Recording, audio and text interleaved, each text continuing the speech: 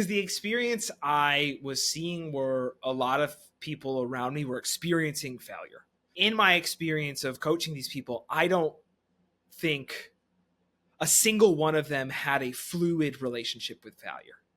There is a difference between acknowledging the possibility of failure and succumbing to self-doubt, right? Right. I think it's really hard to realize that there's some things that are outside of your control. You can do everything right. You can knock the interview out of the park. You can have an incredible portfolio of work. You can have an incredible background. You can be absolutely delicious, and yet someone was a better fit. And I think that's really scary to realize that there is a limit to what we can control.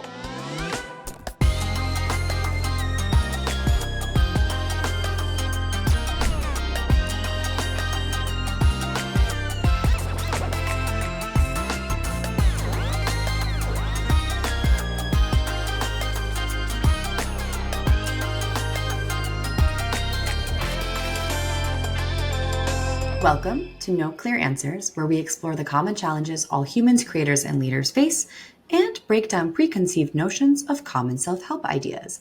We are your hosts. I'm Ricky Goldenberg. I'm Justin Mulvaney. And I'm Dr. Corey Wells. Did you not see the slide? The lens even shifted the focus. That's what we should all be doing. So dramatic. So dramatic. Love a little drama. Love some drama. So today's episode, friends, this one, I think I was on vacation when it came up. I think I added you all in our little Notion workflow idea board and said, hey, this has been really up for me and a bunch of people in my field. And so I want to talk about this, which today's topic is failure. I want to talk about real talk about failure. I think I feel like a lot of talk about failure is this highfalutin, inspirational, bro talk, self-help podcast bullshit. And I want us to get real about it. Because the experience I was seeing were a lot of people around me were experiencing failure, both macro and micro failures. So everything from this project didn't go the way I wanted it to I am shutting down my company. And in my experience of coaching these people, I don't think a single one of them had a fluid relationship with failure. And by fluid, I mean a relationship with failure that allowed them to navigate it in a way that felt really affirming and growth inducing, as opposed to getting super stuck in stories and feelings they didn't want to feel and just having a real hard time seeing things clearly and moving forward. And so I want to real talk about failure and I guess kind of provide a foundation for people to maybe have a healthier relationship with failure when it comes up and navigate it in ways that are more life affirming and enabling and empowering than what they have now. And so that's the objective I lay before us. And I want to start with a very simple question that I actually think is important. And we all frequently start here, which is hey, can we define the term? And I don't mean this in a Merriam-Webster way, but I want to shed light on what is failure actually. Because from my experience, failure is just an idea. It's a mental construct. You can't look out in the world. In the natural world, trees don't experience failure. Animals don't experience failure. It's very much a human intellect, mental framework. And I want us to be able to spot that and kind of be no, really, when we take off just this single word that we use to label an experience called failure, what is failure actually? In what context? As broad as you can be.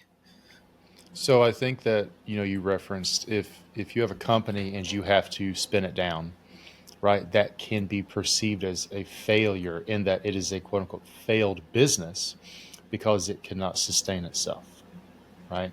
Versus on a personal level, what makes you a failure? like, why do some people identify as failures in life? So yeah, that let's treat that as a separate question. I have that on the list. I think that's an incredible question to ask. But let's just start with literal like definition. Like not I am a failure, but what is failure? Yeah, so I'm going to be that guy that's like, failure is bullshit. Like, everything's a learning opportunity, right? Um, but I think a common definition is failure is when you don't achieve the thing you said you wanted to achieve.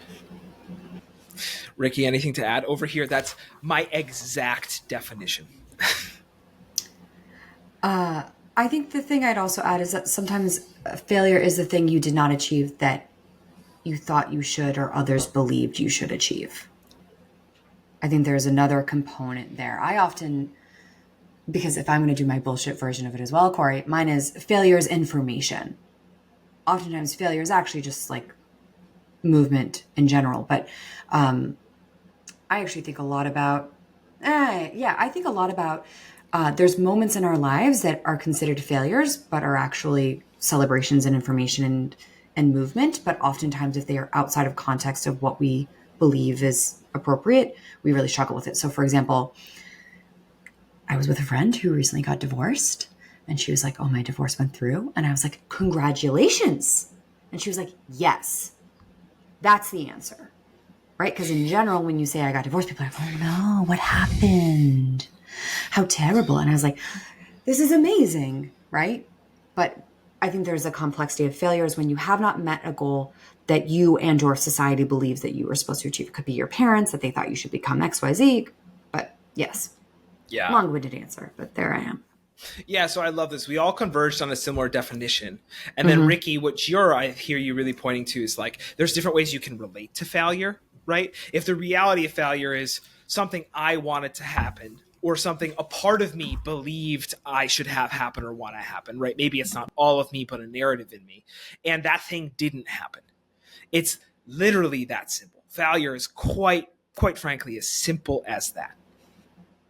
Now, I want to operate just like on an assumption here. I meant to say this in the intro, I'll throw it in here. That is, if you're doing anything that you care about, if you're genuinely pursuing what you want in life, I just want this conversation, we're operating that you will experience failure per that definition. You will sometimes not get what you want, not achieve what you want, not get to what you want. That's going to happen. This isn't like some wild take to have. Well, I also think that if there's not an opportunity for failure, like if we're doing something and there's not an opportunity for it to fail, then it means that we aren't actually trying something. It means that like we're playing it kind of safe. We're sort of putting ourselves in a position that is everything is controlled for in reality, right? Like there's always uncontrollables. But if there's not an opportunity for failure in something that you're taking on, to me, it usually means that like I'm actually not pushing, right? There should be a little risk. There should be a little discomfort as well. Yeah, I hesitate to say should, but in my experience, if you're genuinely sometimes going I can say should, Justin. So sometimes you shouldn't, but if you're genuinely going after what you want, the assumption is at some point in life you're not going to get it. You're going to have the human experience of failure. The thing I want to just explore in coming from genuine curiosity, coach to coach, you tell me if this isn't true, but I'm assuming you all have worked with a lot of people who have experienced some degree of failure. Almost every person I work with, I've coached them through some experience of it. And I'm wondering, what are the most common ways that you see people initially before you're coaching them? How do people usually relate to the idea or the experience of failure? I think a lot of times when people butt up against or experience their definition of failure, it's typically when, kind of like what Ricky said, they are chasing something that they don't actually want. So either they don't have enough conviction in it to see it through in the first place, or they do achieve the thing, but it's hollow. So they still feel like they haven't succeeded despite accomplishing certain things. Because they're like, yeah, I did it, but I didn't really care about it. It didn't really, the work wasn't resonating with me. And I just feel like I'm not living up to my potential. And therefore I feel like a failure. Those are the most common things that I see. And I mean, like, especially with entrepreneurship, shit's fucking hard. If you don't have high conviction in the work that you're doing, it's really, really hard for you to persevere when shit gets hard. Right. And I actually just today I talked about this.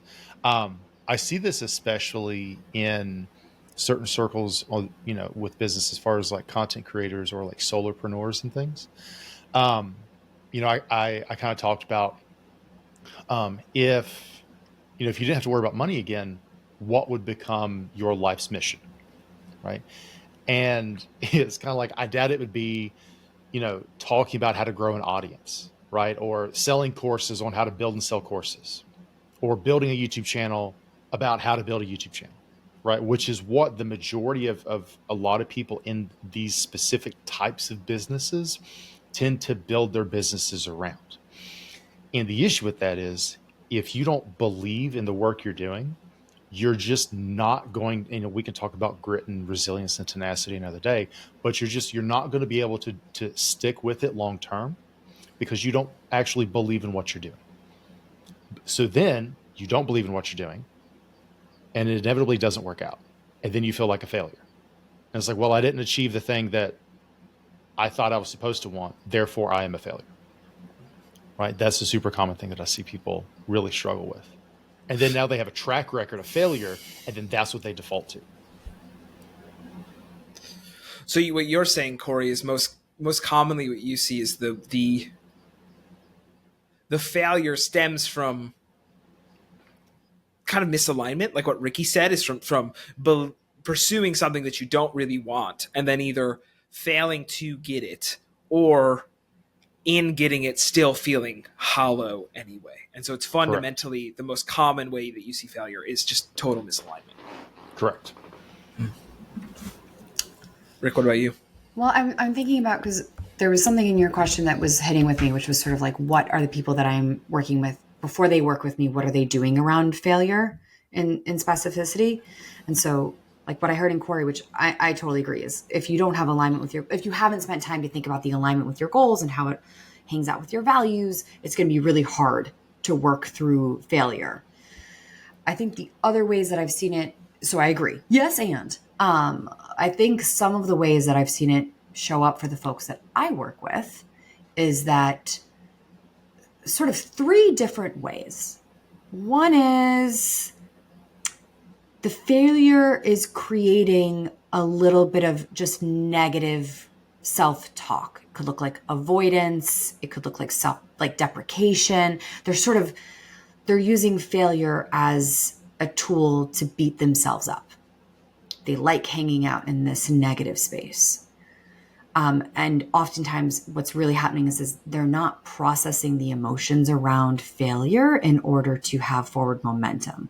They're hanging out in the thick of it and struggling to pull out in order to say, okay, here's what's happening next. And sometimes that looks like, sometimes I talk to someone, they've been hanging out in this failure spiral for 8 months because of one thing that happened, right? They got one negative feedback, and then it's 8 months of beating themselves up before they sort of work through it. So that's the first round. The second one is self-feeding, which is they're playing with the failure in terms of self-sabotage. And so what they're doing is, because of fear of failure, what they're instead doing is they're controlling the controllables that they can do without fully committing to potential opportunity for failure. What that could look like in specificity is someone wants a new role, they're applying, and they're doing a shitty job of applying. And that failure is then actually solidified. So they're almost creating the failure for themselves, because that's better than actually really putting in the effort and the energy and really going for it, where they could get shut down. So they're almost like half-assing it instead, so that when they get shut down, they're like, well, I didn't really try. And you see that as a common pattern. Common. They are pursuing things that they genuinely want, but half-assedly, doing it poorly. I see this so often. And is there a root cause underneath that, or do you genuinely believe it's just self-sabotage? Is there something else there? So I think a lot of it is so self-sabotage makes it sound really negative. I actually think what they're doing is it's a protective measure. that what they're doing is that like they might have some fear for horsemen. There might be something about it that they're scared of, that they're nervous about. And so rather than leaning into the discomfort of the growth or the imposter opportunities, they sort of do this self-sabotage to create the outcome that their brain is prepared and primed for, than for potential outcomes that they have less control over. I see this a crazy amount, that people would prefer to kind of half-ass it and fuck it up because they then know that, oh, I know failure is coming my way. I can prepare for it. I didn't even really try. There's all these beautiful protective measures in that one. I see it an uncomfortable amount, Justin, like uncomfortable. So one thing, and you think that, just briefly, Corey, one last thing for Ricky. You think that Wait, I have a third one. I know. You think that route is keeping you in like safety in the expected. Like it's expected that you won't get it, and so you would rather generate that outcome than it feeds your brain preparation for potential expected failure versus like it could go well. Huh. I've seen it a lot. The third one, and then I'll stop talking, which is similar actually to what Corey was saying. In actuality, I actually see it oftentimes as like not having really clear goals. Makes me think of the arrival fallacy conversation that we had a few months back, or maybe almost a year ago now, which is oftentimes people are failing because they never really clarified like what does good look like. They just wanted to do better. And so then they're like, well, I didn't get better. And you're like, well, what is better? And then they're like, well, I failed. And you're like, well, what are you trying to accomplish? And because they never put language around it and they never put planning, they then always are failing because they never actually understood what does success look and feel like. So they don't actually generate a definition of success. Interesting. Yeah. Corey, what were you going to add? Sorry, Corey, for cutting you off. They're good. I think part of it too comes down to like identity stuff. So one thing I've seen people struggle with is the difference between I have failed and I am a failure. So a lot of people, if they have experienced failure, again, based on however they define it, they then internalize that and make it part of their identity of I am a failure, right? Like I work with one entrepreneur, they're like, look, my last business, I had to end up firing all of my staff and declaring bankruptcy. And that is just it was low-key traumatic for me as an entrepreneur. So now when I go to build, or when I am building, my current thing or my next thing, I have this identity and this core kind of belief of I am a failure. Therefore, the things I do or try will inevitably fail because they have historically, or they did historically. That's a huge issue. So learning to differentiate yourself, right? Of like, just because you did something or experienced something doesn't mean you are that thing. That identity development and redevelopment is a huge piece as well, specifically for entrepreneurs who have experienced a major failure in the past and are kind of stuck in that identity that is holding them back from moving forward. Yeah. I want to talk about how we separate the experience of versus being a little bit later on. I want to answer this question. I mostly don't know. Your answers are so different than mine. It's somewhat surprising to me that how different segments of people or different social groups can have different failure modes around failure. I did not mean to do that. Because more frequently than not, what I see in like founders and in entrepreneurs is I cannot even in my psychology hold space for the possibility of failure.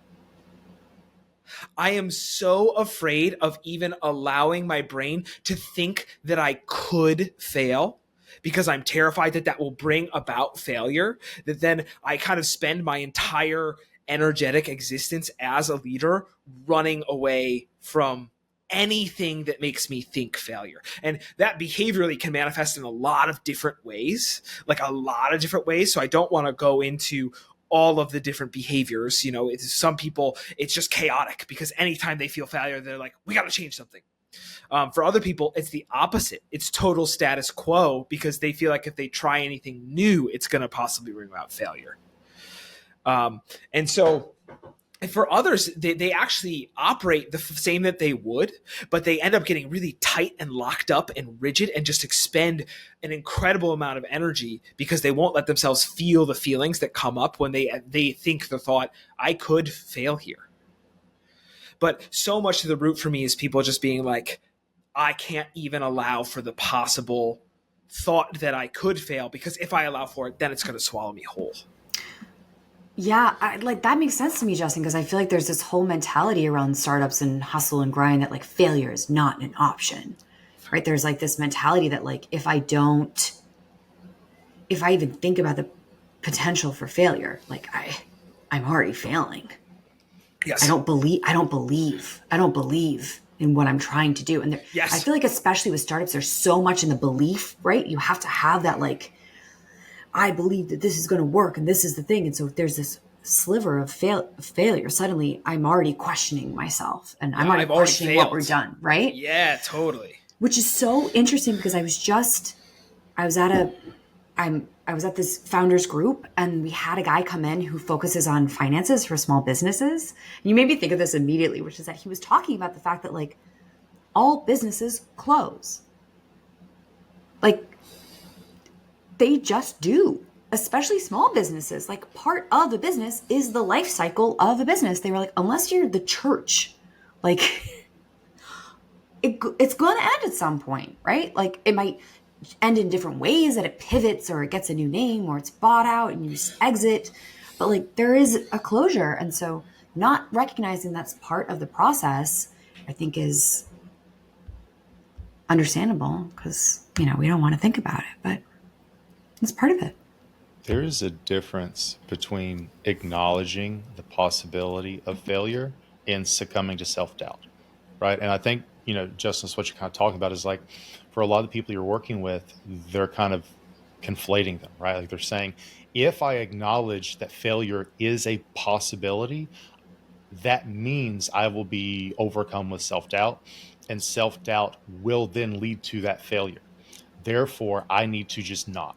And there's a difference between, and I'm curious on your experience with this, but in my mind, there is a difference between founders who acknowledge the possibility of failure and therefore do everything they can to take feedback and to, iterate and all those other things in order to avoid it, versus founders who outright deny that possibility and just kind of try to bend reality to their will in a way that isn't really feasible.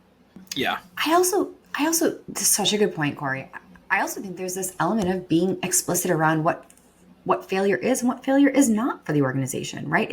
If failure is not an option, what you are going to create is people hiding results, like hiding things, because if we aren't able to test and experiment and be curious and we do want things to fail so that we can get learning,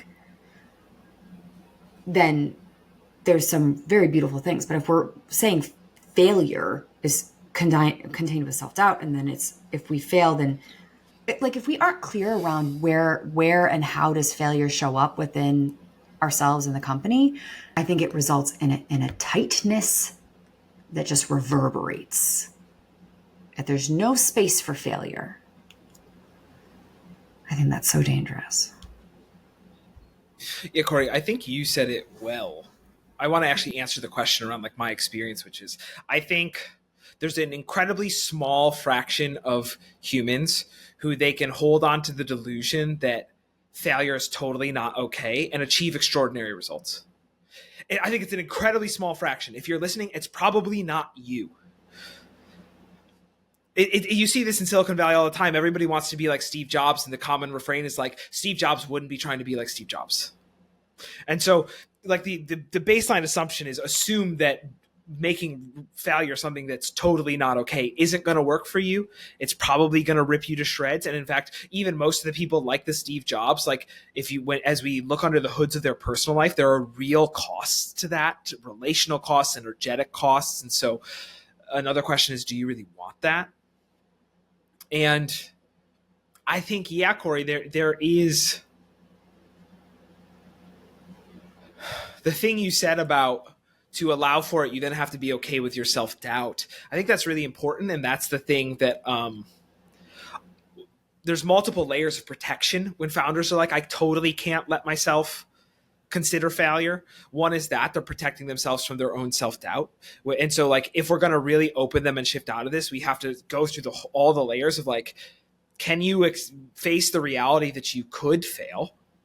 When that happens, can you meet your own self-doubt in a way that's not going to cause you to spiral, that's going to be constructive?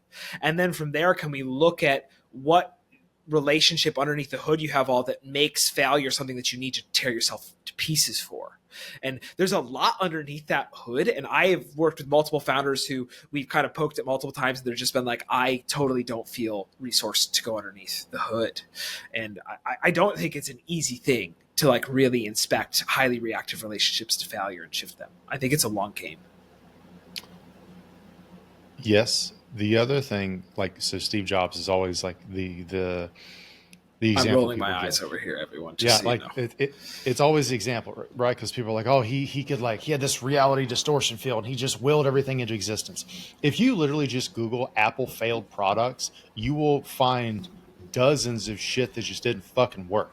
Okay, so not even Steve Jobs was above quote unquote failure, because there are all kinds. And again, I just did a very quick Google search, and there's like, here's this one. It was launched here for this much, and they discontinued it a year later or 2 years later. And it's shit you've probably never fucking heard of because it didn't work. Right? So even the paragon of reality distortion and entrepreneurship and shit failed more times than you have probably even fucking tried. And that is a key takeaway for today. I would also like to add in that it is known that working for Steve Jobs was not an enjoyable experience. And I think that that is another thing that we leave out too, is that like when we have some of these mentalities, like there's what, did the ends justify the means? I hear you, Rick. I just want to add in the voice of the skeptic that I know people are, which is like, well, in the name of success, maybe it shouldn't be pleasant. Ooh, sure. Then hang out with Corey's example, right? Hang out with Corey's example that he did still fuck up and things came out that weren't that great. Or you can hang out on my side that it's like, yeah, you know what? You also don't have to boil the fucking ocean. You can actually just create something fantastic and also create an incredibly pleasant and enjoyable and extensive, fancy, growth-minded organization as well. So, but this gets to another aspect of failure, right, Justin? So like, and we've kind of danced around like defining failure and defining the opposite of failure, success, right?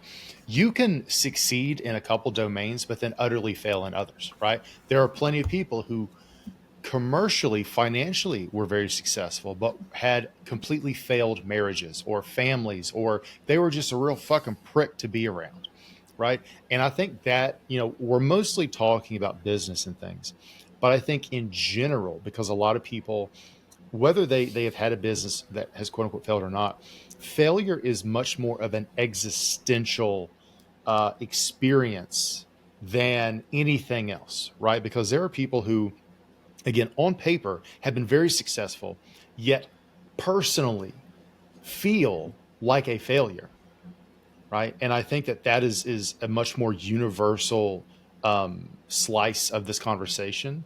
So not just like, okay, well, what does it mean to fail in business or succeed in business? But like, that is, we think like our self-worth should be tied to our net worth. And that just isn't the case for virtually anybody I've met, regardless of how much money that, like the people who make more money don't feel better about themselves, in my experience, like at all. Yeah, I want to dive in under the hood. We've been getting close to a direct question I want to ask, so I want to ask it. What are the common myths, delusions, stories that create our really negative relationship with failure? Right? Mindsets is really like, what are the like kind of toxic mindsets or the things that are embedded in our psyche that make it so failure becomes so charged, so negative, something to sprint from? School, first off. And I'll bitch about school for days, right? So again, I went to public schools. I went to, you know, a shit ton of college afterward. One of the biggest issues with one of the many things that schools socialize you into believing, which fucks you for later in life, is when you get an F on a test, you don't get feedback, right? When you fail, quote unquote, when you fail a test or fail an assignment, you're not given any feedback, nor are you given a way to make amends, to learn from that, right? From fucking kindergarten or first grade, it's like, you failed this, you get a low grade. The only thing you can do is do better on a completely different fucking test next time. There's nothing to learn from it. I'm not going to give you any way to improve. You just outright failed. So you learn that failure is final and irrevocable, right? And then you're just like, well, fuck, I have to play catch up for the next time. That is a fundamental piece that, again, not to sound like a conspiracy theorist, right? But that we are all largely conditioned to accept as reality. When I fail once, there's nothing to do about it. The only thing I can do is move on and hope I don't fail again. Like there's no way to iterate from failure, which is complete Corey. fucking bullshit. Yeah. So I hear like one of the mindsets is just like failure is final. Like you're right.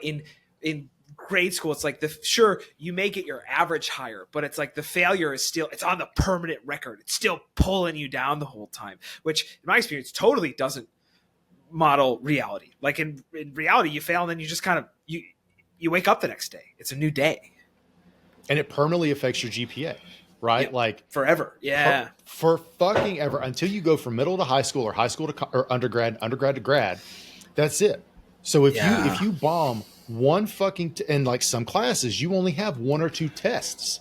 Yep. So if you bomb one test or you bomb one class, that sticks with you throughout your fucking career.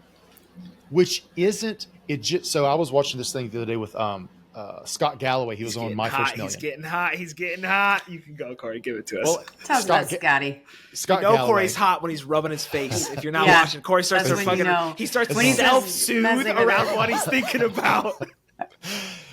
And Scott Galloway, big time entrepreneur and shit. My First Million, phenomenal podcast. And he was one of the things he was talking about was, he has raised money and lost all of that money multiple times. And he's like, look, effectively failure wasn't final. He was like, you can go back to those same investors, and as long as you maintain a good relationship and they know that you're worth investing in, regardless of even if something didn't work out in the past, many of them are willing to reinvest in you for this new thing. Right. And especially if you're a white man. Okay. And like, I can't speak to that. But that is, I'll just say that's an experience I've seen over and over with founders, including many female founders, actually. Yeah. It's not always raising money again. Actually, let me actually make this very specific distinction. I think it's universally challenging for female founders to raise money. But I've seen several bounce back from so-called failure and have their network like create incredible opportunities for them. But much more like even bootstrapped, right? Like there are many people who had like, you will not, I will plant this fucking flag in the air. You will not find an entrepreneur who didn't fail in business, who doesn't have at least one or two distinct businesses or versions of their business in a fucking graveyard behind them. You fucking will not. Yeah. This Corey brings me to one of my like distorted mindsets, which is most people think if I fail for some version of I'll get rejected, I'll be abandoned, my people will leave me, I'll be branded, I'll be a loser, I'll be left out to sea. And this one is so funny to me because usually it's the exact opposite in every regard. Usually what I see is the people who fail and can really just be real and be like, it's heartbreaking, that was hard, I failed. 90+% of the time their community comes out and gives them a big hug and lifts them up and something amazing happens. And the other side of the equation that people think is if I'm really successful, everyone's going to love me. Fuck no. You all you have to do is look around and be like, the more successful people get, the more haters they accrue. Right. And so I think we really have this narrative around like the social consequences in the real world of success and failure, which probably similarly, Corey, is to from the school system and a lot of things around upbringing. But my experience is what we think is going to happen if we fail is usually totally distorted. I think it's a really good point, Corey. I feel like you broke my brain a little bit. I loved it.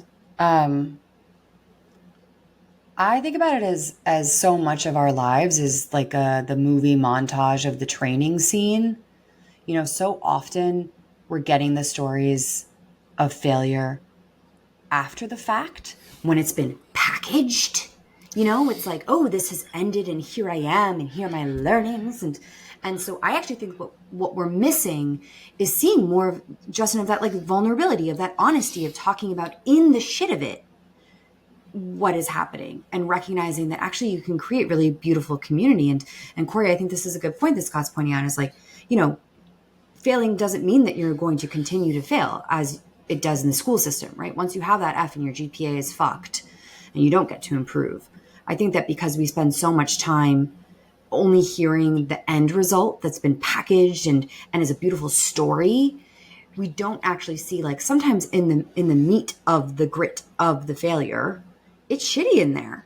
And like, it's messy in there, and there is self-doubt, and there is questioning, and there is, do I want to keep going, and do I not want to keep going, and what does this look like? And because people aren't open in that part of the mess of the process, although actually I would argue, Corey, you actually do a pretty good job of being pretty open in your processes. But most people, we kind of skip that, and we wait until we have the story.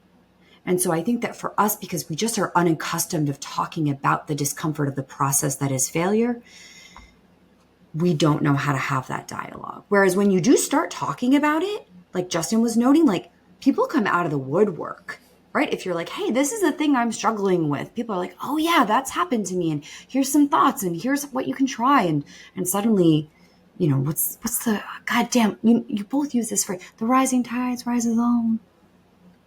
You know what I'm talking about? Rising tide raises all ships. Yeah, Thank totally. you. Ricky, what I hear you saying is like the fundamental like myth or delusion is I can or should only talk about my failure once I've processed it into learnings or the next success, versus like really like letting it be okay to just say, hey, I failed, and not needing to make it like super pretty and amazing. I have a founder I know who did this really beautifully and wrote a letter after failing, and we had a conversation, and she left, like, the note ended on just a point of uncertainty, and she's like, should it be more optimistic at the end? And I was like, that note was one of the most beautifully human things that I've ever read, and it was incredible to read. Like, I still don't know what's going to happen next.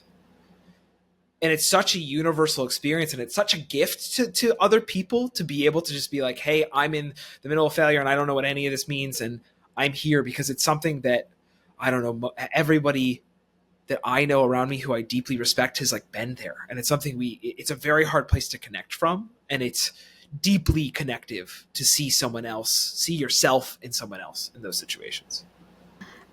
Yeah, I also, and it's just hard. I think that when we're in it and we're questioning, we're having these conversations, it is really tricky. The person that I was talking to who's going through the divorce, they were talking about how people think about it as being so, it's like we're in or we're out.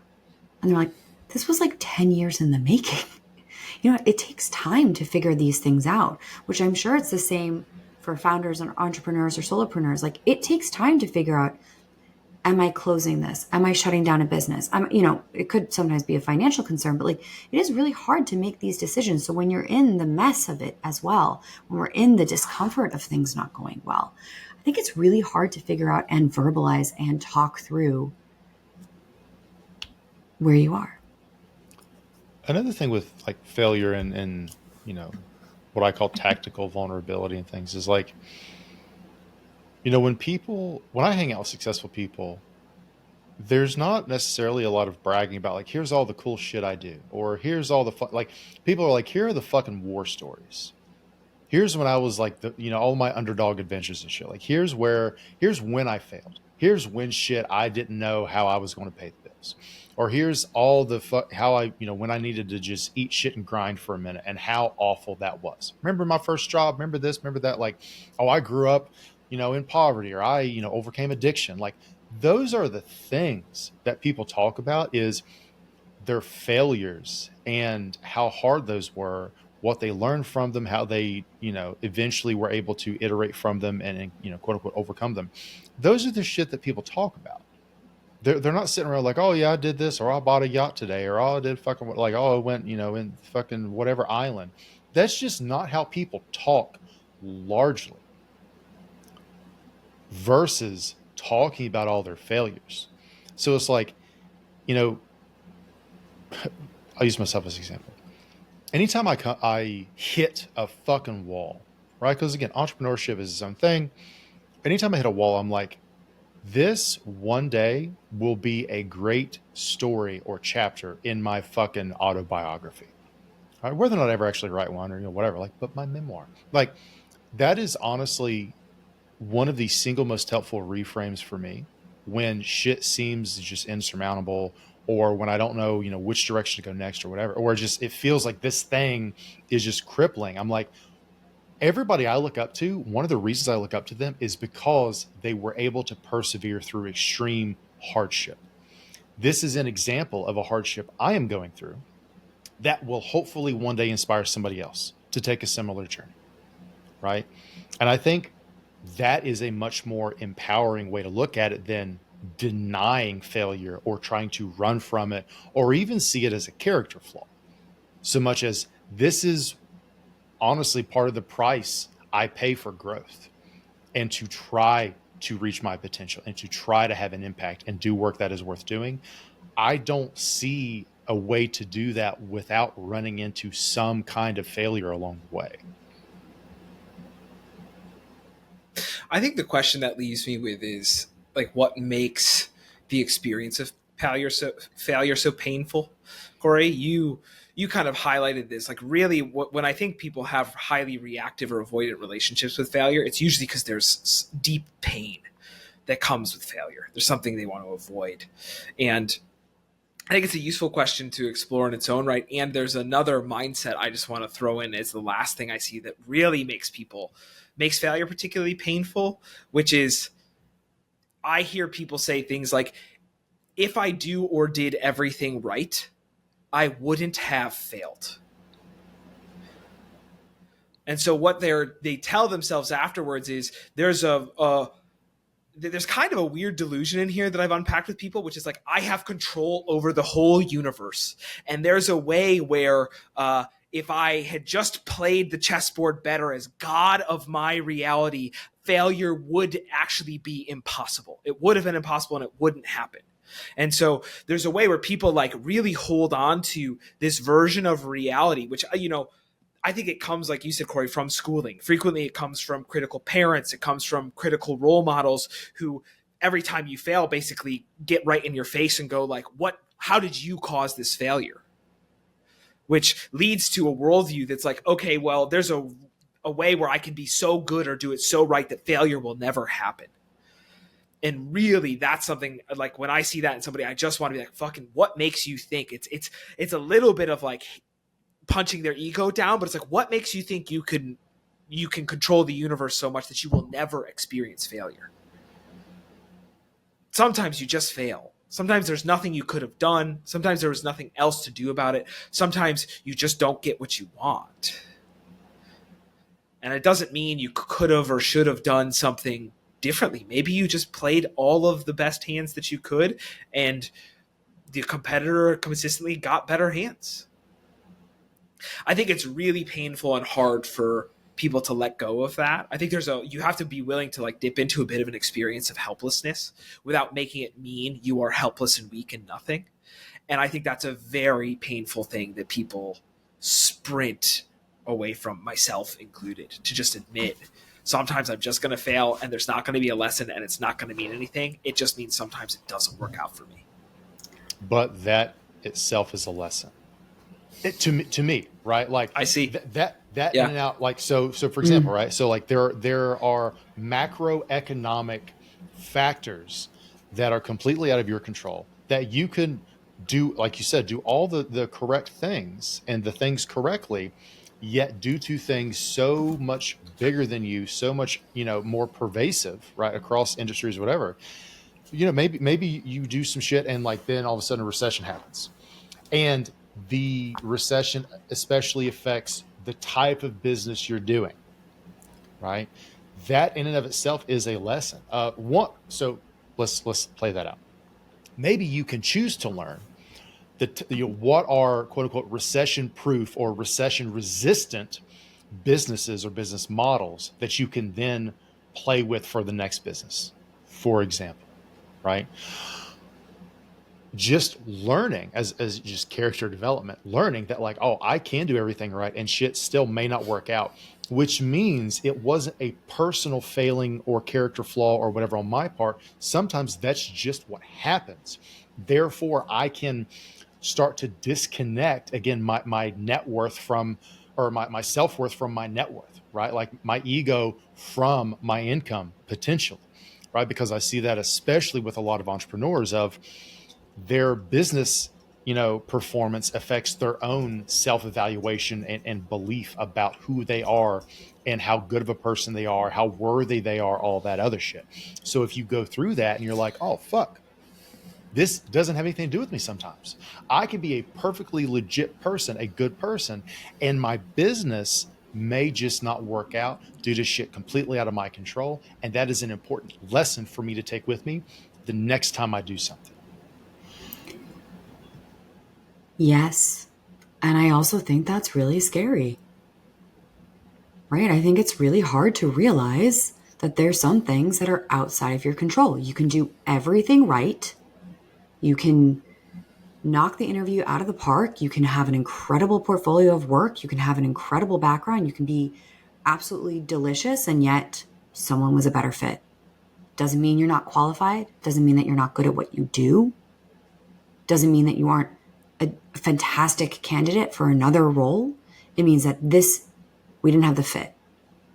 And I think that's really scary to realize that there is a limit to what we can control. There's a limit to what we can control. And I think that's really fucking scary.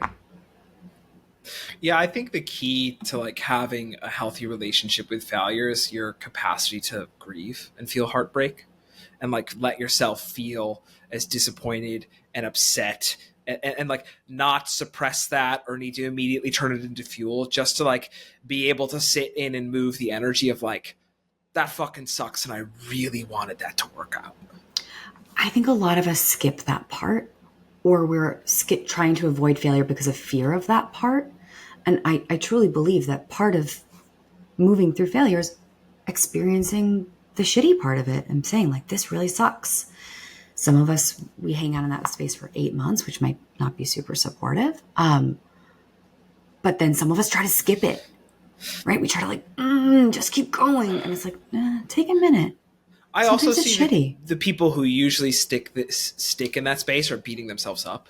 Mm-hmm. Like they're doing what Corey said. They had a really critical person in their early life, and they just learned that like, when I fail, it's a personal failing, and I need to, and like that for me is not feeling your grief and heartbreak. That's making it personally and self-flagellating. And usually you're doing that because you're not actually getting at like the upset, the hurt, the wound that's underneath it for not having got what you wanted. 2 questions left for us, friends. One of them is coming back to the point that we're on now, and you made earlier, Corey, that seemed to light up for all of us, which is how can we help people? How do you help people? How can we help the people listening separate the experience of failure from being a failure? What do we have to offer them? So if somebody came to me and they're like, hey, I've had a business failure and therefore I feel like a failure, a lot of what I would do would be around creating or clarifying a more multifaceted identity, right? Because clearly you put too much of your identity into your business, and your business is outside of you. So anytime you attach your identity to something outside of your control, you're fucked from the beginning, right? Versus how can you learn to take pride in processes, in just in your day-to-day existence kind of stuff, right? Like, what are your values? What kind of impact do you want to have? Are you doing the things that align with that? Do you have conviction in your actions on a day-to-day basis? What else do you want to become? What is meaningful for you, right? Then we would work, then we would work on learning to reframe failure as an opportunity to learn, right? So in psychology, there's this thing called traumatic growth. And all traumatic growth basically means is learning to take the shit that happens to you and turn it into fertilizer. That's my metaphor, not from a textbook, clearly. Meaning, it's a very stoic approach of you can't control what happens, but you can control how you respond to what happens. So let's say you filed for bankruptcy and you had to fire everybody. That could be like traumatic, either low key or like legitimately traumatic for an entrepreneur. Because like I was responsible for helping these people put food on the tables for their families, and then all of a sudden I couldn't do that because of X, Y, or Z. Okay, let's try just to pause your own shame and guilt for a second. What lessons would someone else take from that situation? Right? Basically, because like one of the things with failure is failure happens when you deny reality. So what aspects of reality were you denying? Well, we weren't getting customers, or we were, our tech stack was bloated. We were hiring too many people. We didn't delegate appropriately. Like, what are the things actually that now that you have clarity of time passing, can you look back and find those lessons and choose to learn from that for the next thing? Because hypothetically, if you just don't do the things that led to that failure, you will at the very least have a much higher likelihood of succeeding in the future. What can you learn from that? Those are the two things I would do first and foremost of what identity can we help you build, and how can you learn to see failure as hidden lessons that it is your responsibility to seek out. Ricky, what about you? Separating the experience of failure from being a failure. I think what everything that Corey shared, yes, like that is, I think those are incredibly productive tools of making sure that we understand who you are outside of what was the experience, right? So I didn't get the role. That doesn't mean that I'm not a good candidate. That doesn't mean that I can't interview well. That doesn't mean that like someone else won't be lucky to have me. I don't have control over XYZ. So starting to find that shaping between who am I? What do I bring to the table? What's my value add versus the experience that occurred, and playing with that a little bit. So I'm in agreement with everything that Corey is outlining here. I think that these are incredibly powerful tools. The only addition that I would have is that for a lot of folks that I work with, it's then about shifting into, as we move forward, can we experiment? Can we play? Can we create failure? How are we going to fail next? Right? How are we going to actually go into this and enjoy it a little bit more, right? So if we recognize that failure is about learnings, right? If failure is actually around getting smarter, failure is around improving and iterating and finding that motion, then can we start to identify spaces and areas and things to try as we move forward that's going to give us an opportunity to fail without judgment, without fear? That's actually, and it might be by choosing smaller things that we kind of intend to fail. We start to create a bit of a relationship with failure that's not all negative. What do I have to say on this? Separating the experience of failure from being a failure. I think, my premise is like if you're making it like that you are a failure, there's probably two quick thoughts that I have, which is like at some point you learned that, right? You learned that failure equates to being a failure. And so I would get really curious about that with yourself, right? Like, when did you first learn that? Who modeled that to you? How do you think that was alive in them? And where do you think they learned that? What was that protecting? And therefore, what might that be protecting or keeping you from in you, right? That part of you that is saying, I am a failure, is trying to protect you from something. Frequently, it's the feelings of ouch from the last failure and ouch from feeling that way again. Like you're really just trying to stay away from the whole felt experience of, I really wanted something and it didn't work out the way I wanted it to. And so I would get really curious about that. And I would start to try and like just move raw feelings underneath. Like I would find somebody that you felt really, really safe with. And I would tell them the story of like the recent failure or the biggest failure that lives inside of you, and I would pay really deep attention to how you feel and like really let yourself move that. And so if you feel really mad and like you want to throw a fucking temper tantrum, let yourself throw a temper tantrum. If you feel really sad and like you want to sob, let yourself sob. If you feel really scared and like the person's going to judge you for being a failure, out that. Like, find someone really safe to hold space with you, to just like start to be in the feelings of the experience of failure, so that your system knows that you can feel that way and still be alive afterwards. Because a lot of times it's like there's this primal thing that's like, if I hit all of these feelings that come up with failure, it's just gonna totally like annihilate me. It's gonna tear me to pieces. And finding a safe space to be in that and feel that and realize it's like, okay, I can be afraid, insecure, devastated, angry, entitled, like all of these things, and I can feel them, and at the end I can still be alive, safe, and loved, is a really powerful way to rewrite narratives that me experiencing failure means I am a failure. Final practical tactical actions. Somebody, this can also be final thoughts, but like, imagine you're working with someone in the midst of failure. There's somebody who's like, hey, I really want to rewire my relationship to failure. I want to make failure a more constructive experience for me. What do you got? My biggest thing is,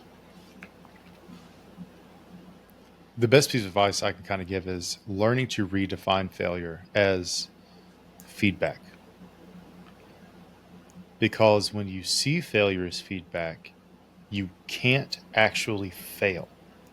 You can iterate, right? I'm a big fan of start, get feedback, iterate on that feedback. If you continually do that, you will not fail.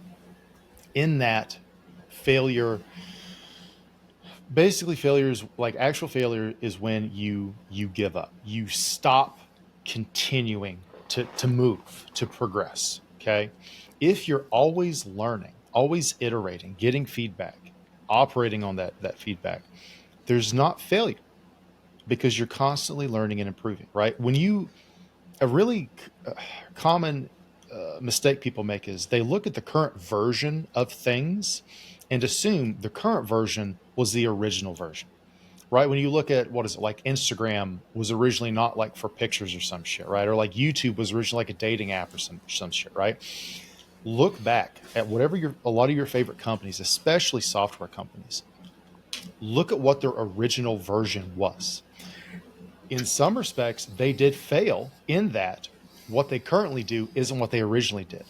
But the reason they aren't failures is because they decided to say, okay, what is working? What isn't working? What are people telling us they want? How can we evolve along with this feedback? Because our goal is to succeed.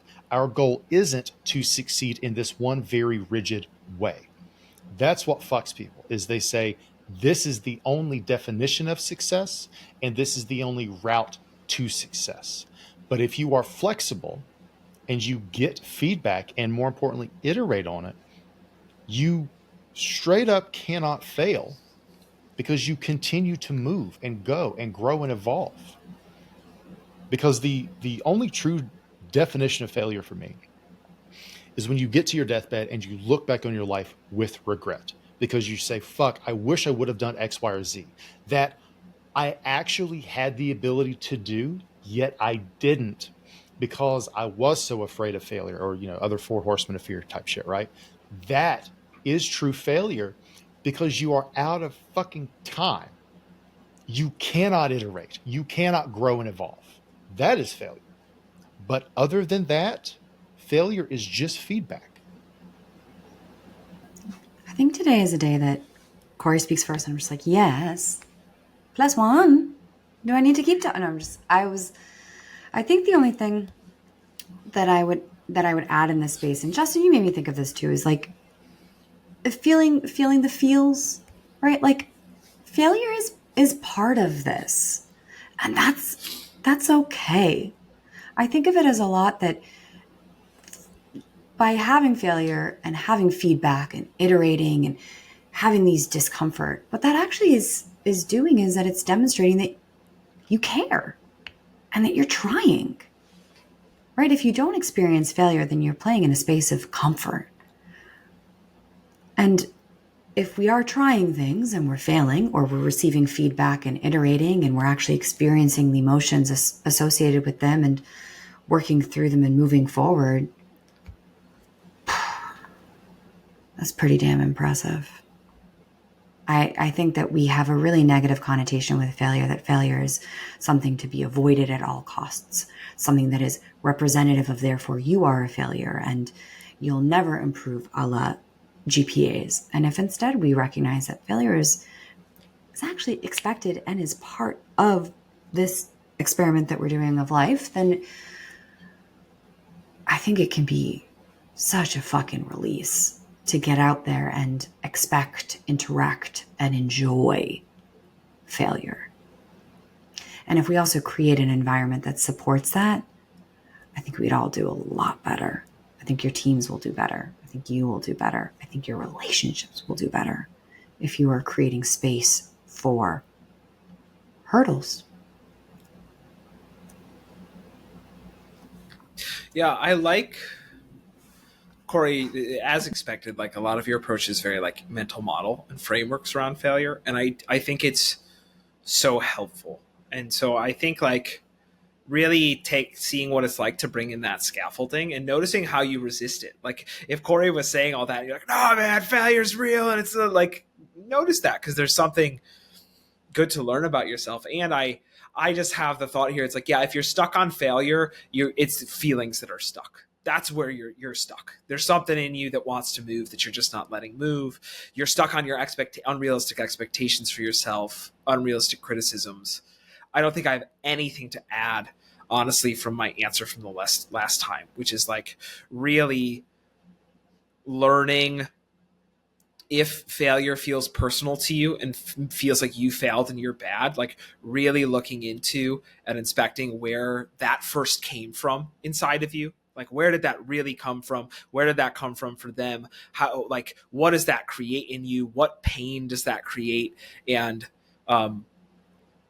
just starting to like really be able to grip that and hold it as separate from yourself, so that you can start to see yourself as separate from that and identify the one in you who it's like, no, I'm not a failure because that didn't go the way I wanted it to.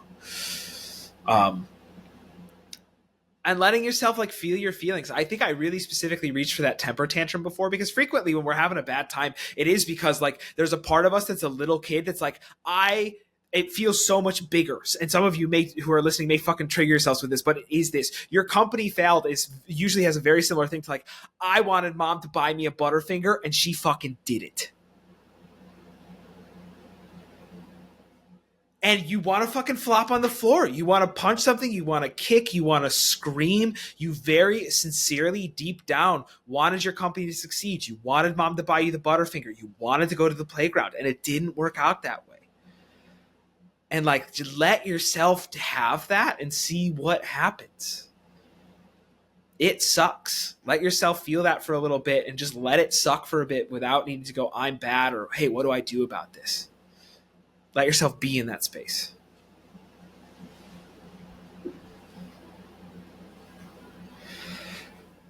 Final thoughts on failures? Anything you want to leave each other and or our hypothetical audience with? Failure's bullshit. Like in all of this, I just want to make sure I leave off with like, it's okay for failure to hurt. I think there's a way where it could, like, you could listen to this and go like, rah, rah, rah, rah, rah. Okay, if I know I've succeeded, if my relationship to failure is that it doesn't hurt at all, it feels good. And what I would actually say is that's still you avoiding the hurt of failure. So like, just let yourself feel how much it hurts, and that's okay. It's going to be a shit show. All right, Corey, send them off. Toodles.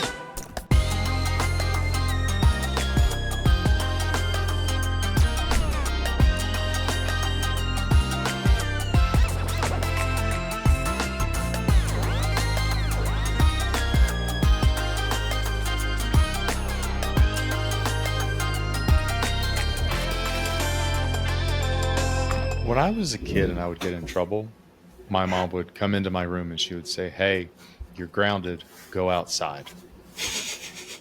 That tracks. That was your grounding. That tracks. Because I was like, fuck all that shit. I want to stay inside and read. Yes, when I got grounded, it would be like, you're grounded. You can't go anywhere. You have to stay in your room. No TV. And I'd be like, oh no, with my pile of books. I'm like, oh no, not me and my books. My parents grounded me once. They since have basically apologized for it because the reason they grounded me was their fault. And the way they grounded me was they told me I couldn't go see Lord of the Rings, The Return of the King in theaters on opening weekend. And I was so devastated that they pulled back on it and took me to see the movie anyway. This tracks. So you could say my parents failed at grounding me. Yeah, they did. They did. Oh, I love it. They did.